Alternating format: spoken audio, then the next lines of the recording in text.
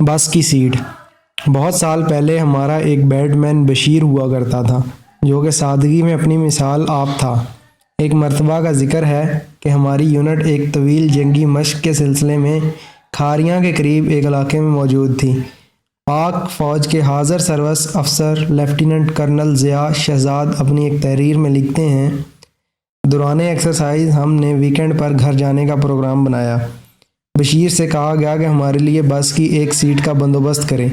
اس نے یہ سن کر دوڑ لگائی اور نظروں سے اوجھل ہو گیا۔ 2 گھنٹے کے انتظار کے بعد ہانپتا کانپتا ایک طرف سے نمودار ہوا اور آتے ہی کہنے لگا، سر، کوئی بس والا بھی سیٹ دینے کے لیے تیار نہیں تھا۔ بڑی مشکل سے لڑائی جھگڑے کے بعد جا کر ملی ہے۔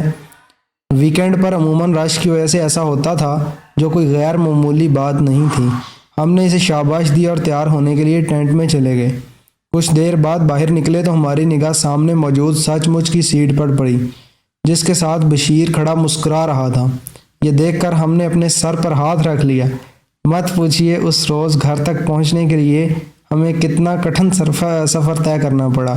البتہ اس واقعے کے بعد ہم نے کسی سے بس کی سیٹ لانے کی فرمائش نہیں کی۔ اگر آپ کو ہماری ویڈیوز پسند ہیں تو مہربانی کر کے ہمارے یوٹیوب چینل کو ضرور سبسکرائب کریں۔ جزاک اللہ خیر۔ دن کی بہترین ویڈیوز دیکھنے کے لیے ڈیلی مورل ویڈیوز کو ضرور سبسکرائب کریں۔